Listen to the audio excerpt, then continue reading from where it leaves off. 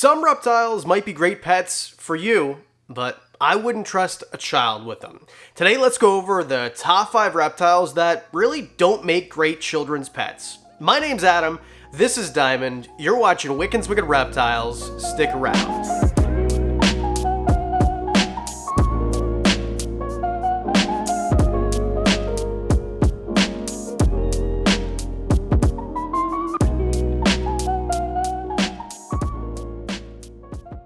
We're going to do that thing that you guys like where I'm going to tell you don't get this, get that instead. Those videos tend to do really well, and let's just start off. Number 5, Savannah Monitors. No, this is a real thing. People actually buy Savannah Monitors for their children. I don't know why you would do this. I think everybody knows that Savannah Monitors are a little bit more upkeep, a little bit more demanding to keep than, say, a bearded dragon, which is what I would say to get instead. I think anyone who's done their research probably isn't going to be getting a Savannah Monitor, so hopefully if there's someone who just watches these videos, they'll think about it twice. But Savannah Monitors in general are harder to keep. Their diets actually aren't that different in terms of the difficulty to facilitate, but there is a big difference in, say, the heat requirement. Bearded dragons need high temperatures, but not as high as, say, a Savannah Monitor. You don't need it to be as high for that big of a space. And yes, bearded dragons are also intermediate reptiles in my opinion, but I think that when it comes to Savannah Monitor or a bearded dragon, which is the most difficult, and especially when it comes to handling, because here's the thing with kids. Kids are going to want to handle the reptile, and if they don't, they're going to get bored of it, and then that reptile is just going to sit there in a box, and no one's going to pay attention to it, and that's not good for the reptile at all. So what kids need, in my opinion anyway, is a reptile that they can actually handle, that is fun to handle, that is fun to interact with, and that's what's going to keep them interested in reptiles.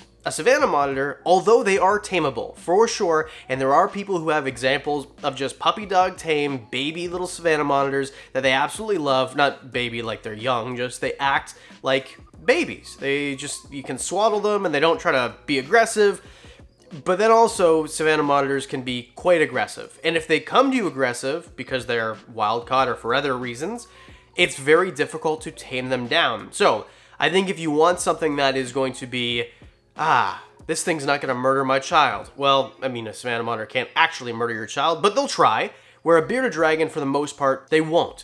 Bearded dragons are one of, if not my favorite reptile to handle, period. They are just puppy dog tame almost always.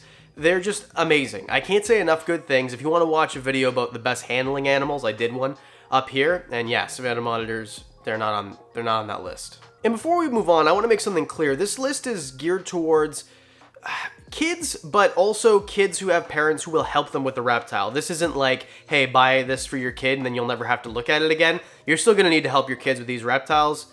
Anyway, let's move on. Number 4, I would say, are boas. And instead of a boa, get a ball python. And here's why not a boa.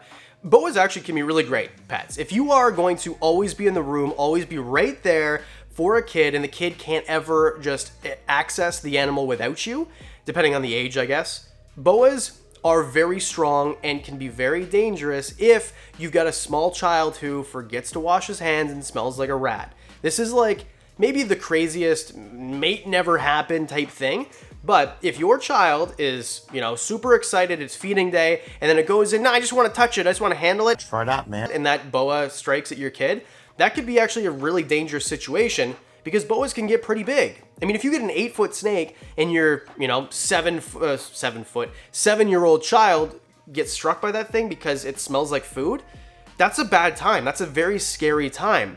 Now, this is kind of a weird one because in most other circumstances, I think that boas are really great for kids. They're docile. They're not super fast, although they strike really fast, but most snakes do. So what's the difference? And they're just, I don't know, they eat great. And the diet isn't super hard to care for because it's frozen thawed rodents. And they only eat once every 2 or 3 weeks once they become adults. And they don't grow super fast. So if you got your child one that is small, it's not going to be an 8-foot monster tomorrow. It's going to take 3, 4, maybe 5 years, depending how you feed it, the locality and species of the boa. Because Dumerl's boas take forever to grow, and BCIs, they take a long time too. I just think in general, if your kid has an animal that it can access itself, although I recommend for sure always supervising your child with an animal, especially if it's, you know, under 14, under 16, whatever age. I'm not a parent, I don't know. But especially a small child, always supervise. A boa could be dangerous, where a ball python would just be inconvenient if it bit your, you know, 8, 9, 10-year-old kid. It's not going to be able to do much damage to them. Yeah, their bites don't feel good, but a boa bite feels really not good. And I think with ball pythons too, they're just slower, less intimidating. They're kind of derpy looking. I love ball pythons. I've got tons of them. I got babies. I got full-grown ones. And I think that they're maybe the least intimidating snake that I own, but they're also impressive. They're big and impressive. You can get all the colors under the sun that you want. They're fantastic. They're not super expensive. They don't need a huge enclosure.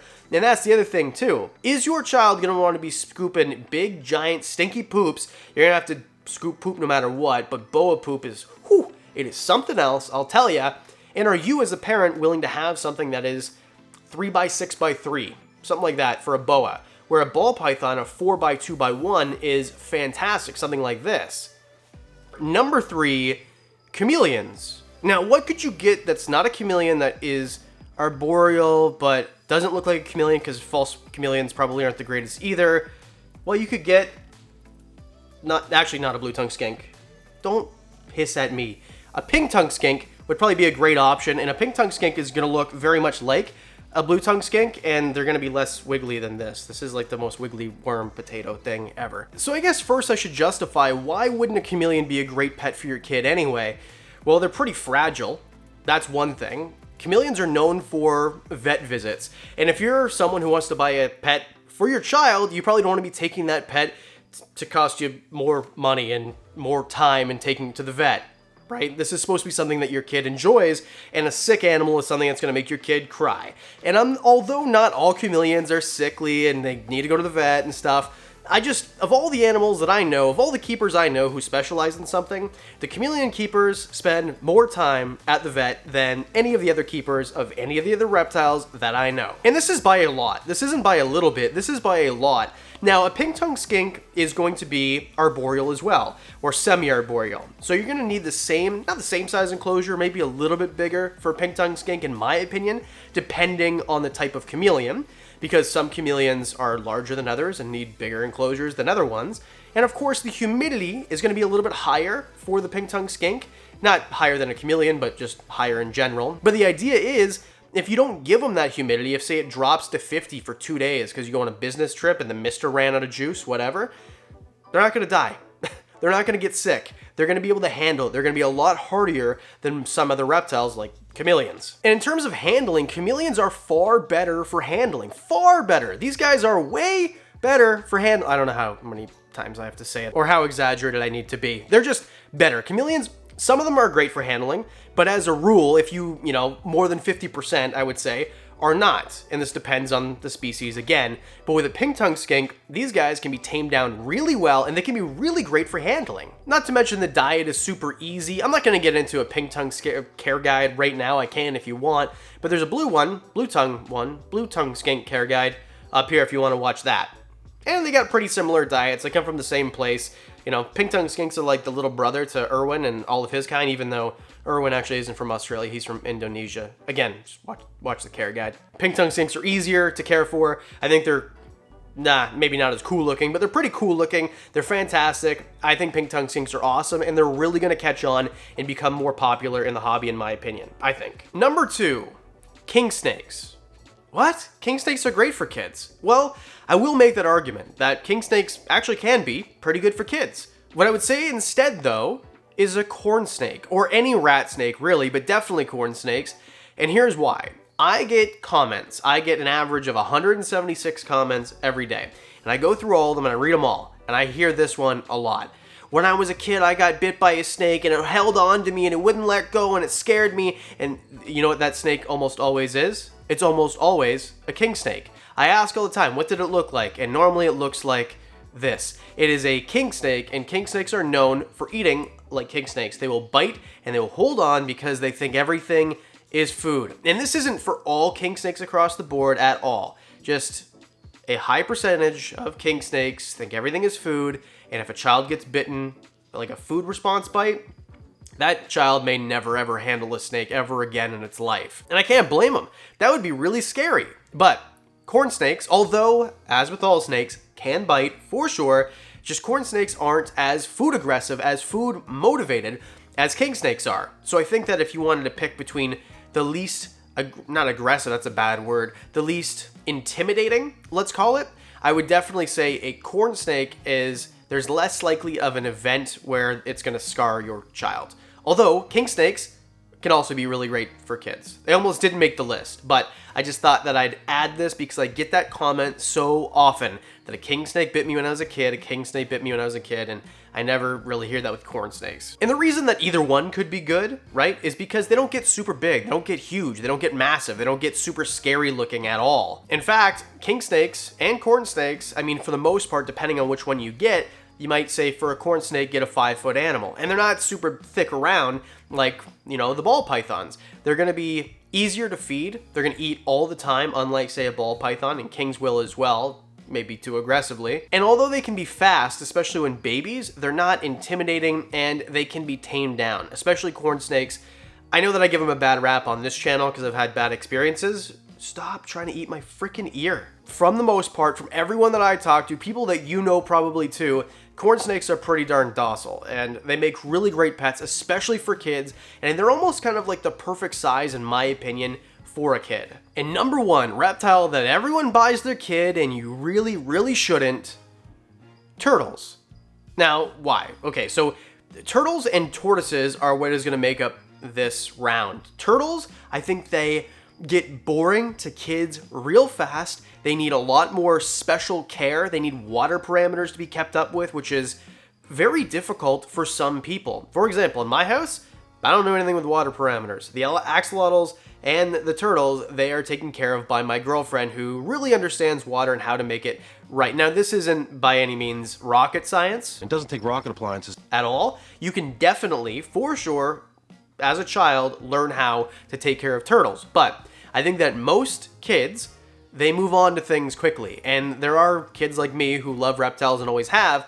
But even at the same time, if it's, summer and I want to go ride bikes with my friends and the turtles need to be changed, their water needs to be changed, it's likely I'm just going to go ride bikes with my friends. It just depends. Where with tortoises, I think you can interact with them more, which is going to keep your interest. Because a turtle, it's not recommended to take them out and handle them and hold them. And with tortoises, you can just sit in their pen. Now, the big difference here is that turtles can use a much smaller enclosure for the most part, depending on the turtle. And most tortoises need a pretty big enclosure. Even if you get something small, like a Russian tortoise, for example, you'll still probably need something like 3x6 as a minimum. I mean, some people keep them smaller and some people will say even bigger. They're going to need bigger spaces is what I'm trying to say. But they're just not going to be as boring, I think, to most kids because you can actually interact with them. They're on land. They're not in the water. They're not contained in this little thing. You can move them out if you want to take them outside, if you want to take them to a different room, if you want to, you know what I mean? It's just there's more versatility to them, and I think they would keep the interest of a child more. And, the diet is actually kind of harder to facilitate than turtles. But turtles are just more work, I think, in my experience anyway. And tortoises, they're a lot of work too, or can be, and they need bigger spaces and, the whole thing. But I just think that they're kind of like the perfect animal for a kid. They're slow. Sure, they could scratch up or they could bite you, but it's unlikely for most tortoise species. And I just think that they're really cool. And if you're a kid and you want to get something that's going to live with you forever, for your whole life, or, going to live with you and your parents can take care of it while you're in college and you can take it back after, a tortoise is going to outlive you, likely. So there you go. Those are your 5 reptiles that you should not buy children, or in my opinion, you should buy this instead of this. Although any pet can be good for a child within reason. Don't go buy your kid an alligator or a tiger. Come on, Joe Exotic. But in general, most reptiles can be great for your kid, for sure. It's just how much work you're willing to put into it, because some kids, they have a different hobby every other week, and some kids, they'll have their reptile and they'll love the reptile and create a bond with it. And I think most human beings are capable of making that bond, and certain animals you can do that with a little bit better than others. So what do you think? Did you like the list? Did I get it right? Did I get it wrong? Throw it in the comment section below, as well as a video idea of your choice, because all these ideas come out of the comment section. A huge, giant thank you to the Patreon supporters. You guys are freaking awesome. You guys are so supportive. You get discounts on the merch. You get videos early. You get to know extra stuff. The Turtles got a pretty nice upgrade. Only Patreon knows about that right now. For as little as $1 a month, you can see it. Like, I'm looking at it right now. It's pretty impressive. Link in the description below. As little as $1 a month. And discounts on the merch. Hit subscribe. See you on Thursday.